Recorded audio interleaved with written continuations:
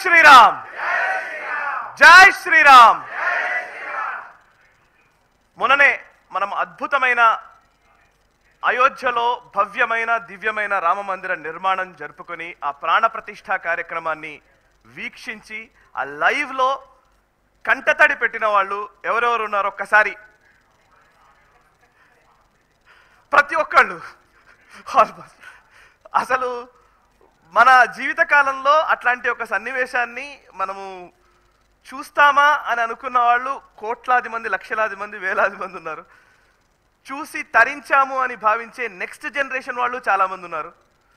So లాస్ట్కి నా కొడుకు చిన్నవాడు, వాడు కూడా జై శ్రీరామ్ ఆ విజువల్ చూసేసి అసలు ఏదో అయోధ్య అనగానే చూసి వెంటనే డ్రాయింగ్ చేయడం మొదలు పెట్టేశారు పిల్లలు. ఇప్పుడు చాలా మంది పిల్లలు అలాగే తయారయ్యారు.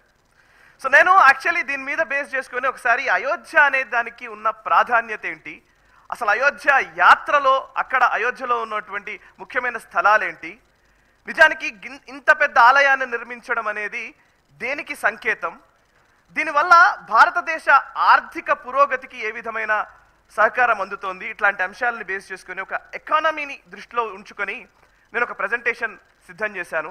అది మీ ముందు ప్రజెంట్ చేసే ప్రయత్నం చేస్తాను. ఫస్ట్ ప్రెజెంటేషన్, ఫస్ట్ స్లైడ్ ఇదేంటంటే Ayodhya a game changer in modern times. మనం చూస్తున్న ఈ కాలంలో అయోధ్య అనేది ఖచ్చితంగా ఒక గేమ్ చేంజర్గా నిలవబోతోంది. ఎందుకు అనేది చూద్దాం. ఒకసారి అయోధ్య రాముడు అందరి వాడు అనే ఒక భావనని మనకు దేశవ్యాప్తంగా బిల్డ్ చేసే ప్రయత్నం చేశారు. అందులో భాగంగానే చూస్తే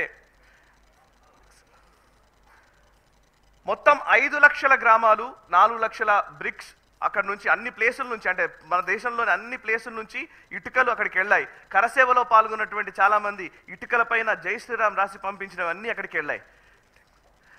కర్ణాటక నుంచి రాళ్ళు వచ్చాయి, స్టోన్స్. నెక్స్ట్ హైదరాబాద్ నుంచి డెకరేటివ్ డోర్స్ వచ్చాయి. Next temple bells UP and Tamil Nadu నుంచి వచ్చాయి. అటు నాగలింగ ఫ్లవర్స్ మ్యాంగళూరు నుంచి వచ్చాయి. ఇంకొక వైపు రాజస్థాన్ నుంచి నెయ్యి, ఇంకొక వైపు 55 దేశాల నుంచి శిలలు వచ్చాయి. ఇంకొక వైపు మొత్తం దేశవ్యాప్తంగా చాలా ప్లేస్ నుంచి కాపర్ ప్లేట్స్ తెప్పించడం జరిగింది. అండ్ ధ్వజస్తంభం గుజరాత్ నుంచి వచ్చింది. ఇలా అంటే ఇది కేవలం కొన్ని నేను చెప్పాను, ఇంకా దేశవ్యాప్తంగా అన్ని ప్రాంతాల నుంచి అయోధ్యకి వచ్చిన విషయం మనందరికీ తెలిసిందే. జస్ట్ ఒక సమ్మరీ చూసినట్టయితే 3500 ఆర్టిజన్స్ దీనికోసం పనిచేశారు. వాళ్ళపైన పూలు జల్లి ప్రధాని నరేంద్ర మోదీ గారు వారిని అభినందించిన విజువల్ మనకు గుర్తు ఆ రోజు. ఎందుకంటే మనం చాలా సంవత్సరాల నుంచి తాజ్ మహల్ నిర్మాణానికి రాళ్ళెత్తిన కూలీలు ఎవరు అని చాలా మంది కమ్యూనిస్టు భావజాలంతో కూడినటువంటి ఇవన్నీ రాసుకున్న వాళ్ళు చాలా మంది ఉన్నారు. నిజానికి ఆ రాళ్ళెత్తిన వాళ్ళని అభినందించినటువంటి చరిత్ర మన కళ్ళ ముందు కనబడుతోంది. అది నెక్స్ట్ ఐకానోగ్రఫీ చూస్తే 390 పిల్లర్స్ దాంట్లో ఉన్నాయి అండ్ 30 స్టాచ్యూస్ కార్వింగ్స్ అందులో పెట్టడం జరిగింది. ఇవన్నీ మనకు తెలిసిన విషయాలే. జస్ట్ నేను సమ్మరీగా మీ ముందు పెడుతున్నాను. అసలు విషయం వెరీ నెక్స్ట్ స్లైడ్స్లో చూడబోతున్నాం.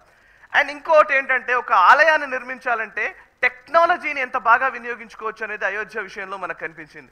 So national institute of rock mechanics వాళ్ళు ఈ స్టోన్కి సంబంధించి ఏ రాళ్లను మనం కరెక్ట్గా పెట్టాలి, కొన్ని 1000 ఏళ్ల వరకు ఉండాలంటే ఏం చేయాలనే దాని మీద వాళ్ళు వర్క్ చేశారు. నెక్స్ట్ ఐఐటి చెన్నైకి సంబంధించినటువంటి వాళ్ళు సాయిల్ టెస్టింగ్లో పాల్గొన్నారు. ఐఐటిని కూడా ఇందులో ఇన్వాల్వ్ చేసి సాయిల్ అక్కడ ఉన్న సరియు నది తీరంలో ఉన్నటువంటి ఇసుక సరిగ్గా దాన్ని అంచనా గట్టి ఇంకో 1000-2000 సంవత్సరాల వరకు ఉండే విధంగా సాయిల్ టెస్టింగ్ చేసింది ఐఐటి చెన్నై. అండ్ ఎల్ఎన్టీ వాళ్ళు కన్స్ట్రక్టింగ్ ఏజెన్సీ ఉంటే ఇంకోవైపు టాటా కన్సల్టెంట్స్ ఆఫ్ ఇంజనీర్స్ వాళ్ళు దాన్ని మానిటర్ చేస్తూ వచ్చారు. ఒక్కరు కాదు, కొన్ని 100,000 మంది దీంట్లో పనిచేసిన వాళ్ళు ఉన్నారు. అప్రాక్సిమేట్లీ 178 ప్రాజెక్ట్స్ అయోధ్యని బేస్ చేసుకుని గవర్నమెంట్ ఆఫ్ ఇండియా లేదా యూపీ గవర్నమెంట్ ప్లాన్ చేస్తున్నాయి. 30,500 కోట్ల రూపాయలు దీనికి ఖర్చు చేస్తున్నారు. And next government of India కావచ్చు, యూపీ గవర్నమెంట్ కావచ్చు, అయోధ్య డెవలప్మెంట్ అథారిటీ కావచ్చు, వీళ్ళందరూ పనిచేస్తున్నారు. Next spiritual ecosystem in Ayodhya. అసలు అయోధ్యలో ఉన్నటువంటి ఎకోసిస్టమ్ ఏంటి ఒకసారి చూద్దాం. ఫస్ట్ ఇది అందరికీ చాలా మందికి తెలుసు, కరసేవకు వెళ్ళిన చాలా మందికి తెలుసు, హనుమాన్ ఘరీ మందిర్ అనేది చాలా ఫేమస్ టెంపుల్. దీని గురించి పెద్దగా నేను చెప్పాల్సిన అవసరమేం లేదు. Hanuman Garhi Mandir must visit temple in Ayodhya. ఇప్పుడు మనకు 21వ తేదీ చాలా మంది ఇక్కడ నుంచి మన తెలంగాణ ప్రాంతం నుంచి వెళుతున్న వాళ్ళు ఉన్నారు కాబట్టి సో ఈ హనుమాన్ ఘరీ మందిర్ ఒకటి. అండ్ నాగేశ్వర్ మందిర్ అనేది అయోధ్యలోనే ఉంది. ఇదేంటంటే తనకు కుషుడు ఒకసారి సరయూ నదిలో స్నానం చేస్తూ ఉన్నప్పుడు తన కడియం ఏదో పోతే ఒక నాగకన్య తీసుకొచ్చి ఇచ్చిందంట. ఆవిడ కోసం అని చెప్పేసి, నాగకన్య కోసం అని చెప్పేసి ఈ ఆలయాన్ని నిర్మించినట్టు ఒక చరిత్ర చెబుతోంది. కుషుడు నిర్మించిన ఆలయంగా నాగేశ్వరనాథ్ మందిర్. నెక్స్ట్ కనక్ భవన్ అనేది చాలా మందికి తెలుసు, సోనేకా ఘర్ అంటారు దాన్ని. హనుమాన్ ఘరి సమీపంలోనే ఈ ఆలయం ఉంటుంది. నెక్స్ట్ మణిపర్వత్ అనేది, ఈ మందిరం ప్రస్తుతం పురావస్తు శాఖ వాళ్ళ అధీనంలో ఉంది. దాన్ని చాలా అద్భుతంగా ప్రిజర్వ్ చేస్తున్నారు. ఇది కూడా మణిపర్వత్ కూడా చాలా కీలకమైన ప్లేసు, అక్కడ ఖచ్చితంగా చాలా మంది వెళుతూ ఉంటారు. నెక్స్ట్ చోటీ దేవకాళి మందిర్ అనేది, ఇది సీతమ్మ వారు అయోధ్యకు తొలిసారి వస్తున్నప్పుడు మిథిలా నగరం నుంచి ఆవిడ గిరిజాదేవి విగ్రహాన్ని తీసుకొచ్చుకుందని చెప్తారు. ఆవిడ కోసమని దశరథ మహారాజు ఈ గుడి కట్టించినట్టు ప్రసిద్ధి. సో ఇది ఖచ్చితంగా మనం చూడాల్సిన ప్లేస్. అండ్ రామ్కి పైడి, ఇది చాలా వరకు మనకు యూపీలో యోగి ప్రభుత్వం వచ్చిన తర్వాత ప్రతి దీపావళి సెలబ్రేషన్స్ ఇక్కడే జరుగుతాయి, సరయూ నది ఒడ్డున ఆ ఘాట్లలో. నెక్స్ట్ 15,000 మంది స్పెక్టేటర్స్ చూడడానికి వీలుగా సుమారు 18.68 కోట్లతో దీన్ని అభివృద్ధి చేశారు. మరొకవైపు సరయూ రివర్, ఈ రివర్ ఫ్రంట్ కి సంబంధించి సుమారు 300 కోట్లతోటి 6 కిలోమీటర్ల మేర రివర్ ఫ్రంట్ నిర్మాణం జరిగింది. అండ్ యాత్రికుల కోసం 10 సోలార్ ఫెరీలు ఏర్పాటు చేస్తున్నట్టుగా తెలుస్తోంది Ayodhya development authority. And next Suraj Kund, ఇది సుమారు 35 కోట్లతోటి దీన్ని అభివృద్ధి చేస్తున్నారు. అండ్ సుందరీకరణ పనులు జరుగుతున్నాయి. గుప్తర్ ఘాట్, ఇది శ్రీరాముడు అవతారం చాలించిన ప్రదేశంగా ప్రసిద్ధి గుప్తర్ ఘాట్ అనేది. దీన్ని కూడా ఎన్ని కోట్లతో అనేది చూపిస్తాను. నెక్స్ట్ 40 కోట్లతో దీన్ని అభివృద్ధి చేస్తున్నారు. ఇదంతా అయోధ్య స్పిరిచువల్ ఎకోసిస్టమ్. నెక్స్ట్ నేను కొంచెం స్పీడ్గా ఎందుకు చెప్తున్నాను అంటే ఇంకా చాలా విషయాలు ఉన్నాయి చెప్పాల్సినవి. ఫస్ట్ నేను ఊరికే గ్లింప్సెస్ లాగా మీకు ఇది చూపించే ప్రయత్నం చేస్తున్నాను. అండ్ ఈ పీపీటీ నేను ఈవెన్ మన యూట్యూబ్ ఛానల్లో కూడా నేను షేర్ చేస్తాను. అండ్ ఇది భరత్ కుండ్ అనేది సుమారు 20 కిలోమీటర్ల దూరంలో అయోధ్యకు ఉంటుంది. అండ్ ఇక్కడే భరతుడు తపస్సు చేసినట్లు స్థల పురాణం చెబుతోంది. సుమారు 24 కోట్లతో దీన్ని అభివృద్ధి చేస్తూ ఉన్నారు. ఇక అయోధ్యలో ఉన్నటువంటి ఫేమస్ ఘాట్లు, కుండ్స్ ఇవన్నీ చూస్తే అయితే రాజ్ ఘాట్, రామ్ ఘాట్, లక్ష్మణ్ ఘాట్, తులసి ఘాట్, నయా ఘాట్, స్వర్గద్వార్ ఘాట్, జానకి ఘాట్, విద్యాకుండ్ ఇవన్నీ చాలా ఉన్నాయి ఇంకా. సో సుమారు 108 పాండ్స్ అక్కడ ఉన్నట్టుగా తెలుస్తోంది. అండ్ నెక్స్ట్ ఇది చాలా ఇంపార్టెంట్ విషయము, ఇది అయోధ్య కొరియా కనెక్ట్. కొంచెం బ్యాక్ వెళ్ళండి ఒకసారి. Next okay. సో ఇది క్వీన్ హ్యో మెమోరియల్ పార్క్ అనేది. సో నరేంద్ర మోదీ గారు అందుకే స్పెషల్. ఎందుకు నరేంద్ర మోదీ గారు స్పెషల్ అంటే అయోధ్య అనగానే అయోధ్య గురించి మనం ఓన్లీ ఆధ్యాత్మిక ధోరణిలో లేకపోతే మన హిందుత్వ దాంతో మనం చూస్తాం కదా. ఆయన అక్కడికే వదిలిపెట్టలే. ఆయన ఒకసారి కొరియా వెళ్ళారు. కొరియా వెళ్ళినప్పుడు అక్కడ కొరియాలో మన భారతదేశపు సంస్కృతిని ప్రపంచ దేశాలకు వ్యాప్తి చేయడం నరేంద్ర మోదీ గారి స్పెషాలిటీ కదా. సో ఆయన బయటకు వెళ్ళినప్పుడు, ఇప్పుడు స్లైడ్ పెట్టండి, యువరాణి సూరిరత్న అనే ఒక ఆవిడ యువరాణి, ఆమె అయోధ్య నుంచి ఎప్పుడో చాలా సంవత్సరాల క్రితం కొరియాకు వెళ్ళిందంట. అక్కడ స్థిరపడి అక్కడ ఆవిడ అక్కడి రాజుని పెళ్లి చేసుకుని ఆమె పేరు హ్యూ హ్వాంగ్ అని మార్చుకుందంట. సో ఆవిడ పేరు మీద ఒక మెమోరియల్ పార్క్ నిర్మించాలనుకున్నారు అయోధ్యలో. సో అంటే చూడండి, మనము ద్వైపాక్షిక సంబంధాలకు కూడా అయోధ్యని కనెక్ట్ చేయడం. సో అప్పుడేమైందంటే నెక్స్ట్ 2015లో నరేంద్ర మోదీ గారు దక్షిణ కొరియా పర్యటనలో వెళ్ళినప్పుడు ఆ దేశ ప్రధానితో ఒక ఒప్పందం చేసుకున్నారు. ఆ ఒప్పందం ప్రకారం అయోధ్యలో ఇది డెవలప్ చేస్తున్నారు. కొరియాని, భారత్ని, అయోధ్యని జోడించడం, that is the beauty. Next సుమారు దీన్ని 21 కోట్లతో హ్యూ మెమోరియల్ పార్క్ చేస్తున్నట్టుగా తెలుస్తోంది. అది రెండింటికి సంబంధించినటువంటి విషయం. అండ్ ఇన్ఫ్రాస్ట్రక్చర్ డెవలప్మెంట్ అయోధ్యకు సంబంధించి జరుగుతున్నది. మహర్షి వాల్మీకి ఇంటర్నేషనల్ ఎయిర్పోర్ట్, ఇది సుమారు 330 కోట్లతోటి దీన్ని డెవలప్ చేస్తున్నారు. నెక్స్ట్ అయోధ్య ధామ్ ఇంటర్నేషనల్ బస్ స్టేషన్ సుమారు 400 కోట్లతో డెవలప్ చేస్తున్నారు. నెక్స్ట్ అయోధ్య ధామ్ రైల్వే స్టేషన్, చూడండి అసలు రాముల వారి ప్రతిమలతో ఎంత అద్భుతమైనటువంటి రైల్వే స్టేషన్ నిర్మాణమైందో. సుమారు 240 కోట్లతో దీన్ని నిర్మిస్తున్న పరిస్థితి. నెక్స్ట్ ఇది చాలా కీలకమైంది. అయోధ్యకు సంబంధించి ఒక చుట్టూత 84 కోసి అంటారు. మీరు అయోధ్యకు సంబంధించి ఆ యూపీలో చాలా మంది, యూపీ ఆ పక్కనున్న రాష్ట్రాల నుంచి చాలా మంది కూడా అయోధ్య పరిక్రమగా చేస్తారు. 84 కోసి పరిక్రమ మార్గం, ఇది 4200 కోట్లతోటి బడ్జెట్ తోటి దీన్ని డెవలప్ చేస్తున్నట్టుగా తెలుస్తోంది. అందులో అప్రాక్సిమేట్లీ 275 కిలోమీటర్లు ఈ దీనికి పరిక్రమ మార్గం కోసం కేటాయిస్తున్నారు. And connecting with 51 religious destinations మధ్యలో ఉంటాయి. ఆధ్యాత్మిక క్షేత్రాలు 51. అండ్ నెక్స్ట్ ఇది ఇఫ్ యు ఆర్ కొంచెం ఇది పక్కకి చెప్పచ్చు. ఇది ఐదు జిల్లాలు: బస్తీ, అయోధ్య, అంబేద్కర్ నగర్, బారాబంకీ అండ్ గోండా. ఈ 5 జిల్లాలకు సంబంధించినటువంటి 5 జిల్లాల గుండా ఇది వెళ్తున్నట్టుగా తెలుస్తోంది. ఇక 1 second, is Modi wasting money on temples? ఇప్పటిదాకా నేను చాలా చెప్పాను కదా, వేలాది కోట్ల రూపాయలు అయోధ్య కోసం ఖర్చు చేస్తున్నారు. అయోధ్య చుట్టుపక్కల ఉన్నటువంటి ప్రాంతాలను డెవలప్ చేస్తున్నారు. అయోధ్యకి వెళ్ళడానికి రావడానికి ఇన్ఫ్రాస్ట్రక్చర్ కావచ్చు, ట్రావెల్ కోసం కావచ్చు, అన్నిటి చేస్తున్నారు కదా. Is Modi wasting money on temples? Do you think so? No, not at all. మనము మాట్లాడేది ఎట్లా, మనమందరం జాతీయవాదులం కాబట్టి మనం చెప్తే దాన్ని వేరేలాగా తీసుకుంటారు కావచ్చు. But next slide.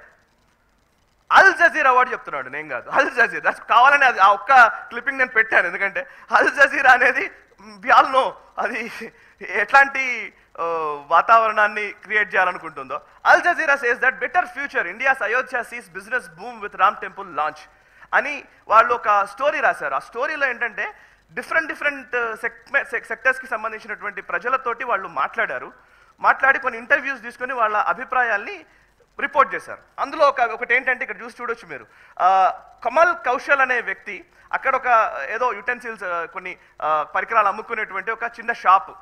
ఆయన చెప్పిన మాట ఏంటంటే, అయోధ్య కారిడార్కి ముందు సంవత్సరానికి నేను ఒక లక్ష రూపాయల వర్త్ వరకు నేను అమ్మగలిగితే, ఇప్పుడు అయోధ్య కారిడార్ డెవలప్ అవుతున్న టైంలో ఇప్పుడు 3 లక్షల వరకు చేయగలుగుతున్నానని ఆయన చెప్పాడు. అంటే బిజినెస్ డెవలప్మెంట్ గురించి వీళ్ళు రాశారు. Next slide. నెక్స్ట్ ఇంకొక విషయం ఏంటంటే, యూనివర్సిటీ ఆఫ్ లక్నో వైస్ ఛాన్సలర్తో వాళ్ళు ఒక బైట్ తీసుకున్నారు అల్ జజీరా. ఆయన చెప్తున్నది ఏంటంటే యూపీకి సంబంధించి ఎకానమీ విషయంలో ఈ అయోధ్య డెవలప్మెంట్ వల్ల 14.3% జీడిపి ఉంటే యూపీకి, ఇప్పుడు 19% జీడిపికి అయోధ్య వల్ల రాబోతుందంట. Just because of Ayodhya development 4.5% GDP పెరుగుతోంది యూపీకి సంబంధించి, రాష్ట్రానికి సంబంధించి. నెక్స్ట్, అండ్ విశాల్ సింగ్ అనే ఒక వ్యక్తి, ఆయన అయోధ్య డెవలప్మెంట్ అథారిటీకి సంబంధించినటువంటి వైస్ చైర్మన్. ఆయన చెప్పింది ఏంటంటే, ఇంతకు ముందంతా కూడా మనం చాలాసార్లు మాట్లాడుతూ ఉంటాం, పల్లెటూళ్ళ నుంచి పట్టణాలకు వలసలు పెరిగిపోతున్నాయి, ఉపాధి కోసం వెళ్ళిపోతున్నారని. ఇప్పుడు రివర్స్ జరుగుతోంది, రివర్స్ మైగ్రేషన్ జరుగుతోంది.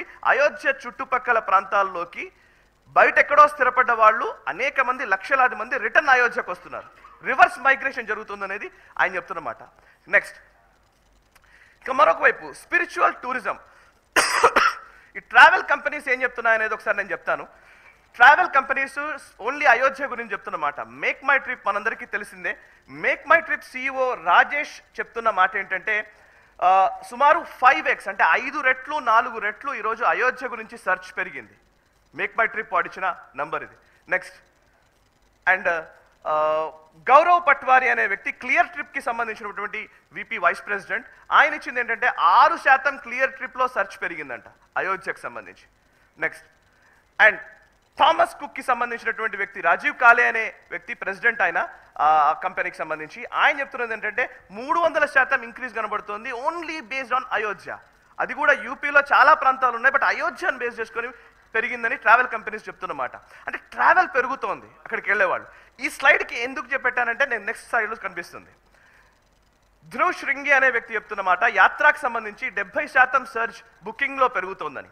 Next, so let's look in to few data points. ఎలాగంటే, ఇప్పటిదాకా నేను ట్రావెల్ కంపెనీస్ చెప్పాను, ఇన్ఫ్రాస్ట్రక్చర్ డెవలప్మెంట్ చెప్పాను, స్పిరిచువల్ ఎకోసిస్టమ్ గురించి చెప్పాను. ఇప్పుడు అసలు ఇవన్నీ ఎందుకు డెవలప్ అవుతున్నాయి అని అంటే నంబర్స్ కొన్ని మీకు చూపించే ప్రయత్నం చేస్తాను. టూరిస్ట్ వర్సెస్ యాత్రిక్స్. భారతదేశంలో పర్యాటకులు కాదు, యాత్రికులు ఉంటారు.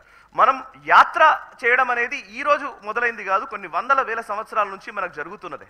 సో టూరిస్ట్ వర్సెస్ యాత్రిక్స్ నంబర్స్ చూస్తే 2022 సంవత్సరంలో గోవా, జేఎన్కే, అస్సాం, ముంబై, కేరళ ఇట్లాంటి అన్ని కూడా టూరిస్ట్ డెస్టినేషన్స్ కదా. వీటిని తలదన్నే విధంగా మన యాత్రా స్థలాలకి ఎంతమంది జనాలు వెళుతున్నారు చూడండి. కాశీకి 13 కోట్ల మంది, అండ్ అయోధ్యకి 2.2 కోట్ల మంది, Vaishno Devi 0.9 crores, and Tirumala 2.37 crores, Ujjain 3 కోట్లు. ఓకే, మిగతా అన్ని కూడా చూడొచ్చు మీరు. ఈ టూరిస్ట్ డెస్టినేషన్స్ తో పోల్చితే యాత్రా స్థలాల్లోనే ఎక్కువ మంది జనాలు పెడుతున్నారు. So that is the reason temple economy గురించి మనం మాట్లాడబోతున్నాం. నెక్స్ట్, స్పిరిచువల్ టూరిజంలోనే యాత్రిక్స్, ఇప్పుడు మనం ఉజ్జయిని మహాకాల్ కారిడార్ దాన్ని అద్భుతంగా డెవలప్ చేసుకున్నాము, కాశీ డెవలప్ చేసుకున్నాం, ఇప్పుడు అయోధ్య నిర్మితమైంది. ఇది ముందు తర్వాత 11th అక్టోబర్ 2022 రోజు ఉజ్జయిన్లో 1.5 కోట్ల మంది ఉజ్జయిన్కి వెళ్లే వాళ్ళు ఉంటే ఒక సంవత్సరంలో, బట్ అది డెవలప్ అయిన తర్వాత 3 కోట్ల మంది వెళ్ళారు. కాశీ అంతకు ముందు 4 కోట్ల మంది ఉంటే ఇప్పుడు 13 కోట్ల మంది వెళ్ళారు. అయోధ్య ఇప్పుడు 2 కోట్లు ఉన్నారు, ఇది డెవలప్ అయిపోయిన తర్వాత ఇప్పుడు 20 కోట్ల వరకు వెళ్ళే అవకాశం ఉందని చెప్తున్నారు. ఓకే, 20 కోట్ల మంది వెళ్ళే అవకాశం ఉందని చెప్తున్నారు. And next, NSSO national sample survey office అనేది వాళ్ళు ఇచ్చినటువంటి ఒక ఎస్టిమేషన్స్ ఏంటంటే ఇది చాలా కీలకమైన numbers. Temple economy is worth 3.02 lakh crores or about $40 billion in India. So and next, 2.32% of Bharat total GDP temple నుంచి వస్తుంది, కేవలం ఆలయాల బేస్ చేసుకొని వస్తున్నటువంటి జీడిపి. అండ్ నెక్స్ట్, ఇది కేవలం ఈ మధ్య కాలంలో డెవలప్ అయిన సందర్భంలో విపరీతంగా పెరిగింది అని చెప్పడానికి. అండ్ మొత్తం central government total revenue 19,34 crores approximately ఉంటాయి 22-23కి. ఒక 6 టెంపుల్స్ నుంచి, ఒక 6 ఆలయాల నుంచి జస్ట్ హుండీ ఆదాయం వచ్చింది 24,000 కోట్లు. ఇట్స్ అ బిగ్ నెంబర్, సింపుల్ది కాదు. So next, and religious travel, మన దేశంలో ఇందాక నేను చెప్పినట్టుగా యాత్రికులు టూరిస్ట్ స్పాట్స్కి వెళ్ళడానికి ఇంపార్టెన్స్ ఇస్తారా లేకపోతే యాత్రలకు ఇంపార్టెన్స్ ఇస్తారా అంటే దిస్ ఇస్ ద నంబర్. 2,717 మంది ఒక రోజుకి యావరేజ్గా ఒక పర్సన్ మీద రిలీజియస్ ట్రావెల్ కోసం ఖర్చు చేస్తున్నారు. అండ్ అదేవిధంగా సోషల్ ట్రావెల్ కోసం ఖర్చు చేస్తుంది 1,068 రూపాయలు మాత్రమే. అంటే నార్మల్గా తిరగడానికి అవుతున్న ఖర్చు కంటే రిలీజియస్ ట్రావెల్ మీద అవుతున్న ఖర్చు double almost. And educational travel మీద కూడా అంత ఖర్చు చేయట్లేదు. ఎక్కడో వేరే రాష్ట్రంలో చదువుకున్న వాళ్ళు అటు పోవడానికి రావడానికి చేస్తున్న ఖర్చు చూస్తే కూడా 2,286 రూపాయలు పర్ డే పర్ పర్సన్ యావరేజ్గా అవుతుంటే, బట్ 2,717 రూపాయలు పర్ డే పర్ పర్సన్ యావరేజ్గా రిలీజియస్ ట్రావెల్ మీద ఖర్చు అవుతుంది.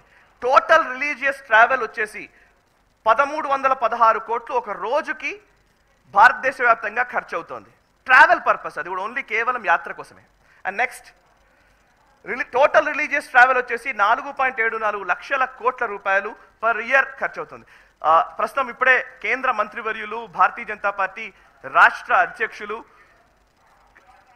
సాంస్కృతిక పర్యాటక శాఖ మంత్రి and donor minister Shri Kishan Reddy గారు సభా ప్రాంగణంలోకి వచ్చారు. సో యాక్చువల్లీ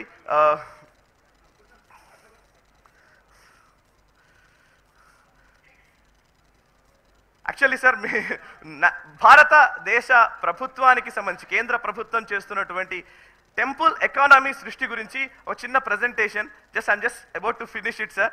అండ్ ఇది ఓవరాల్గా NSSO సర్వే అండ్ టోటల్ ఎక్స్పెండిచర్కి సంబంధించినటువంటి విషయం చూస్తే, ఒక యాత్ర కోసం సగటు భారతీయుడు ఎక్కువ ఖర్చు చేస్తున్నాడు, అంటే ఆలయాలకు వెళ్ళడం కోసం ఎక్కువ ఖర్చు చేస్తున్నాడు.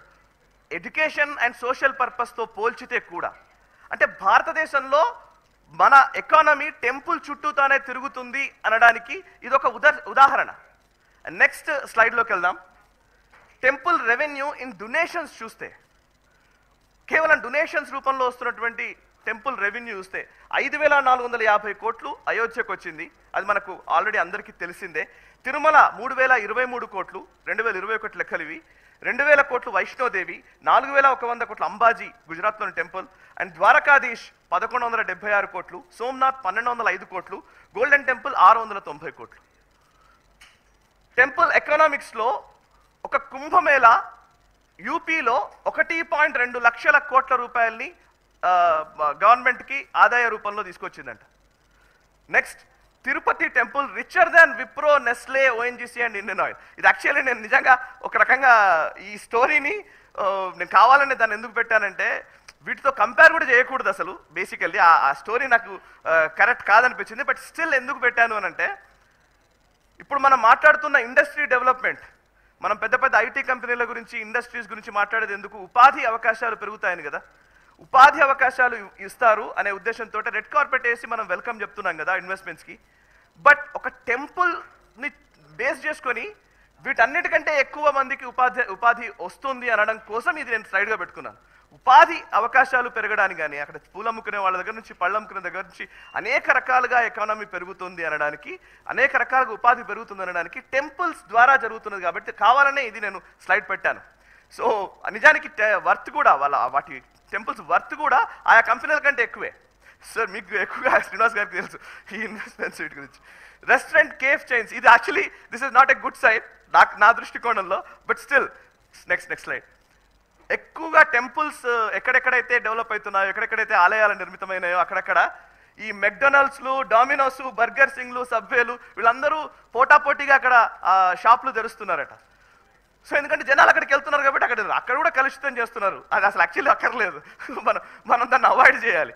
అంటే మూడ్ ఆఫ్ ద నేషన్ ఎలా ఉంది అని చెప్పడం కోసమే ఇది నేను పెట్టింది. Next, PM Modi to inaugurate. ఇక్కడ చాలా ఇంపార్టెంట్ ఆస్పెక్ట్ ఏంటంటే టెంపుల్ని బేస్ చేసుకొని కేవలం టెంపుల్ డెవలప్ చేసి అక్కడ ఏదో ఇన్ఫ్రాస్ట్రక్చర్ డెవలప్ చేసి వదిలేయట్లే. నరేంద్ర మోదీ గారు బ్యూటిఫుల్ థింగ్ ఏంటంటే వారు ఏం చేశారంటే కాశీ విశ్వనాథ్ కారిడార్ ఓపెన్ చేసే ముందే ఆర్గానిక్ ఫార్మింగ్కి సంబంధించి ఒక కన్వెన్షన్ నిర్వహించారు కాశీలో. సో ఆ కన్వెన్షన్లో నెక్స్ట్ రైట్ కన్వెన్షన్ నిర్వహించి వారు చేసింది ఏంటంటే శ్రీ అన్నప్రసాదం to devotees to promote millets. అక్కడ మిల్లెట్స్ని పండించే విధంగా ఒక ఏర్పాటు చేసి అక్కడ ఫార్మర్స్కి కూడా మిల్లెట్స్ పండించే విధంగా ఒక ప్రణాళిక రచించి అది కాశీ విశ్వనాథ్ కారిడార్లో ఇంప్లిమెంట్ చేసేలాగా అన్నప్రసాదం విషయంలో చేశారు. And next, Badri Kedar Prasad to be made from local ingredients. అక్కడే పండుతున్న వాటి గురించి చేసే విధంగా ఒక ఈవెన్ రైతులకు కూడా బెనిఫిట్ వచ్చేలాగా వాళ్ళని కూడా ఇన్వాల్వ్ చేయడం అనమాట టెంపుల్ ఎకానమీలో. నెక్స్ట్, అండ్ 11 టెంపుల్స్ ఉత్తరాంచల్లో ఇప్పుడు హెల్దీ అండ్ ఆర్గానిక్ ప్రసాద్ని ఇస్తున్నట్టుగా తెలుస్తుంది. అండ్ అది కూడా రూరల్ ఉమెన్, ఎవరైతే గ్రామీణ ప్రాంతాల్లో ఉన్నటువంటి మహిళలు పండించినటువంటి వాటితోటే తయారు చేసినవి. నెక్స్ట్, టీటీడీ కూడా ఆర్గానిక్ ఫార్మర్స్ పంచగవ్య ప్రోడక్ట్స్ని ప్రమోట్ చేస్తోంది. Next, and one of India's richest temples goes organic with its laddus. ఇది తెలిసిందే, తిరుపతి. ఇది చాలా ఇంపార్టెంట్ ప్రోగ్రామ్. ఇది చాలా మందికి తెలియదు, మీడియాలో ఎవరు ప్రమోట్ చేయలేదు.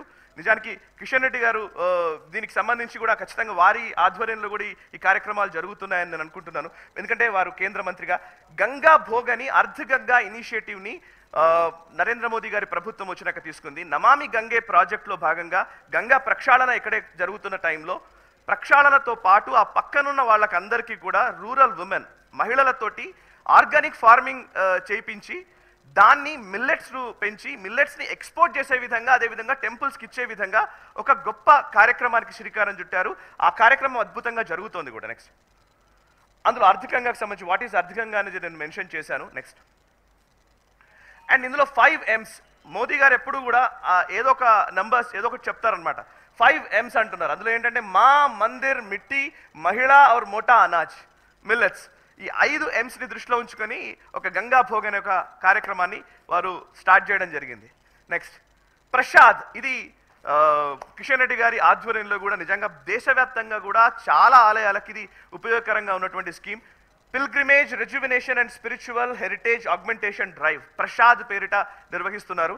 నెక్స్ట్, ఇదేంటంటే 2014-15లో టూరిజం మినిస్ట్రీ నుంచి స్టార్ట్ అయింది. అది ఇప్పటికీ కంటిన్యూ అవుతూ వస్తోంది. నెక్స్ట్, 45 ప్రాజెక్ట్స్, సుమారు 1586 కోట్ల రూపాయలు బడ్జెట్ పెట్టినట్టుగా తెలుస్తోంది. Financial assistance to state governments and union territories. ఈరోజు మన తెలంగాణ కావచ్చు, ఆంధ్రప్రదేశ్ కావచ్చు, చాలా రాష్ట్రాల్లో కొన్ని టెంపుల్స్ని గుర్తించి వాటికి కేంద్ర ప్రభుత్వం డబ్బులు ఇచ్చి వాటిని డెవలప్ చేపిస్తోంది.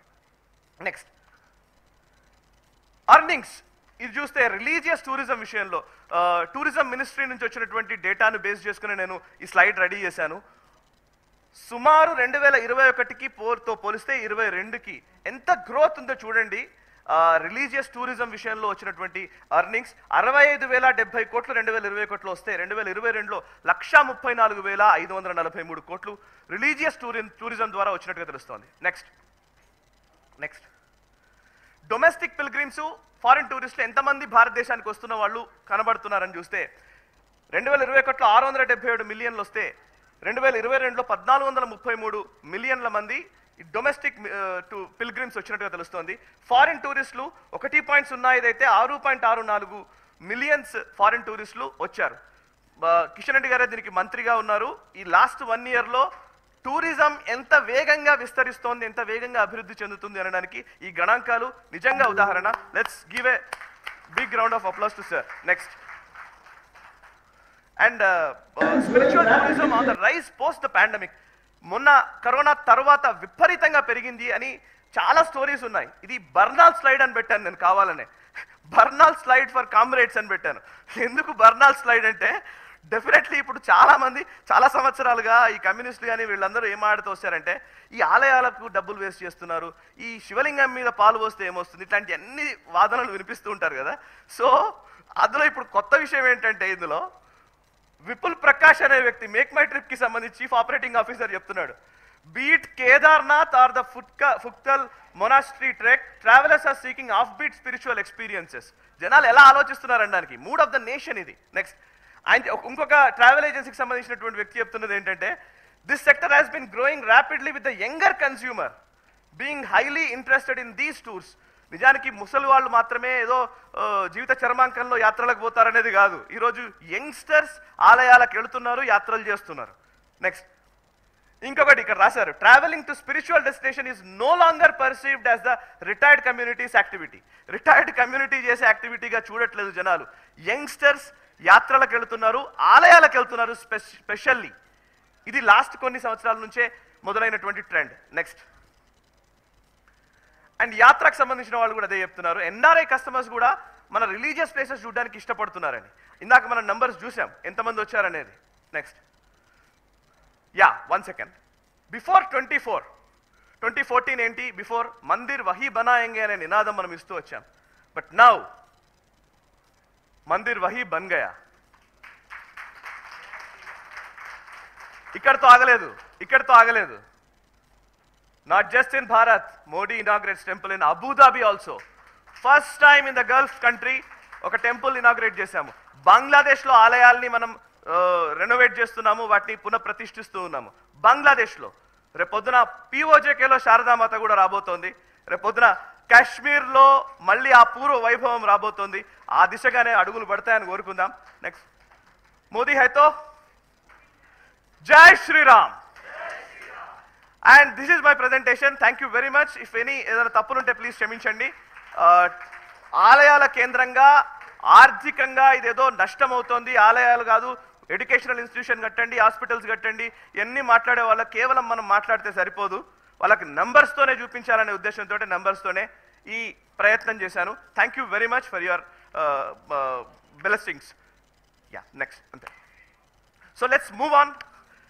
ఇప్పుడు ఈ కాంక్లేవ్ లేదా ఈ ఎన్హెచ్ టాక్స్ పేరిట మేము చేస్తున్నటువంటి ప్రయత్నము